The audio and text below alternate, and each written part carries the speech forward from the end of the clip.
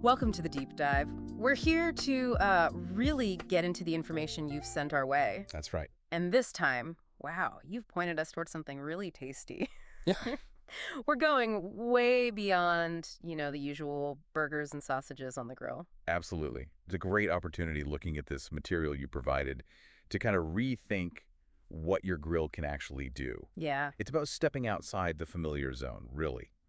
Understanding how you can get surprising flavors, different textures from ingredients you wouldn't normally grill. Okay, let's break that down because it feels like the grill, the one sitting in the backyard, it's this amazing tool for adding smoke, right? Yeah. That smoky flavor. Mm-hmm. But it's more than just char marks. The sources you sent, they suggest it's like transforming the grill, making it way more versatile. Exactly. And that's sort of our mission here, isn't it? To help unlock that potential. I mean, partly it's about impressing guests, sure, but it's also just about broadening your own cooking skills, finding healthier ways, maybe more exciting ways to use that grill, stuff you might not have even thought of. It's interesting, too, thinking about the history. Grilling is ancient, cooking over fire. Oh, totally fundamental. But the sources seem to say that even though it's been around forever, we often kind of limit ourselves in how we use it today. Yeah, that's a key point. The basic idea is so simple, so primal even. But then you look at the modern food scene,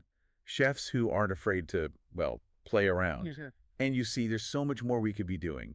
The sources bring up names like Jamie Oliver, Alice Waters. Right, I saw that. And if you think about their whole philosophy, it's all about fresh stuff, seasonal ingredients. So it makes perfect sense they'd take that approach to the grill too, Yeah. pushing beyond the expected steak or whatever. Exactly. Celebrating fresh produce. Why wouldn't you bring that to the intense heat of the grill? Speaking of unexpected, grilling avocados, that jumped out. It's quite something. The heat actually changes the avocado, makes it incredibly creamy, almost buttery. Really? Yeah, and at the same time, you get that subtle smokiness baked right in. It complements the natural richness, Imagine that warm, smoky creaminess against, say, a cool salad. Great contrast. Okay. And then grilling fruit, peaches, pineapple. Yeah. You even mentioned watermelon and figs. My first thought isn't usually, let's grill this peach. Huh. But honestly, that's where some, real magic can happen. Yeah. The natural sugars in the fruit. High heat makes them caramelize. Ah, okay. So it doesn't just make them sweeter. It develops these really complex kind of smoky notes, too. And it's easy. Just slice them, maybe a tiny bit of oil so they don't stick. Get some nice color. It can totally change a dessert. Or even add a twist to something savory. All right, I'm starting to see it now. Cedar plank grilling. That sounds different. What's The sources link it back to Native American cooking, right? Mostly for fish. That's the origin, yeah. Yeah. Traditionally fish. But the principle works for other things, too. How does that work exactly? Well, as the cedar plank heats up on the grill, it releases its natural oils, its aroma. Mm-hmm. And that smoke, that fragrance, it just infuses whatever's sitting on top of it. Plus, the plank kind of protects the food from the direct flame so things cook more gently. Interesting. The example of cedar planked brie cheese is just perfect. Think about it. Warm, gooey cheese, but with this earthy, woody smell and taste. It's pretty memorable. Definitely an experience. All right, you're convincing me. The girl's got more range than I realized. But for someone like me, still mostly doing burgers, maybe some chicken, how do I actually start doing this? The sources had tips, right, for expanding the repertoire. They did, yeah. Good practical stuff. So Yeah. with fruit, like we said, keep it simple. Okay. Watermelon, peaches, figs, slice them up. A little brush of olive oil helps get that browning, stop sticking. Aim for those nice char marks. Just don't overdo it. You want them tender but not mush. Right, retain some texture. And grilling cheese, that still feels like it would melt everywhere. Well, not all cheese. You need ones with a high melting point. Halloumi is a classic for this. Paneer works great too. Ah, okay. They're firmer. Exactly. They hold their shape. Yeah. And marinating them first with herbs, spices, that adds another layer of flavor before they even hit the heat. Grilled halloumi with a bit of lemon. Fantastic starter. Or in a salad. Grilled salads. Another one that sounds surprising. Salad equals cold in my head. Right. But if you take sturdy greens, think romaine hearts, radicchio, even kale, and just kiss them on a hot grill. Just quickly. Super quality. You get this light char, a subtle smoky bitterness. It adds a really interesting edge to a salad, and then maybe drizzle some balsamic glaze over it. That sweet tart thing really works with the smoke. Okay, I can picture that. Right. And for people looking for more plant-based options, sounds like the grill's good for that too. Oh, absolutely.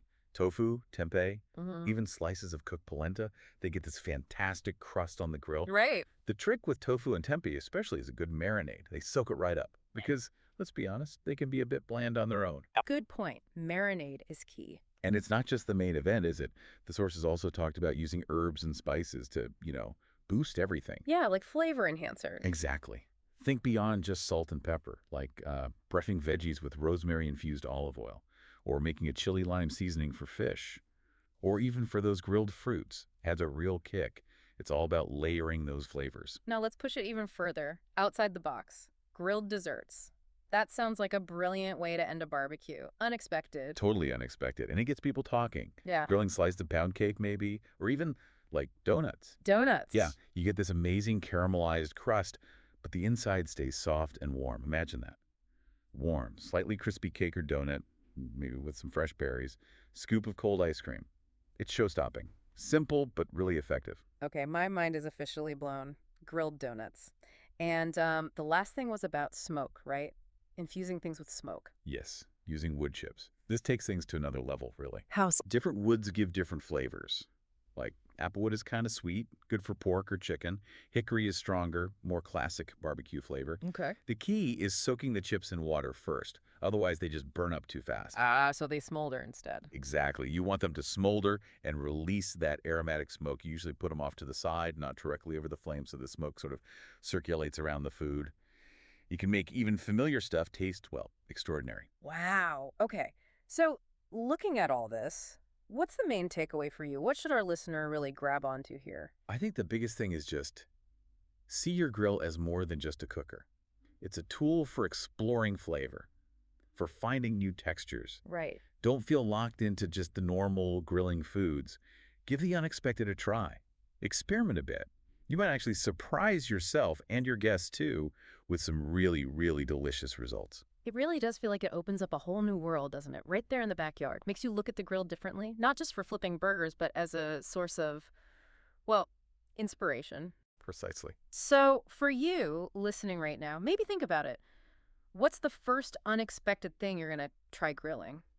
Could be fruit, could be cheese, maybe even a donut. Go for it. Yeah, fire up that grill, get curious, and see where it takes you.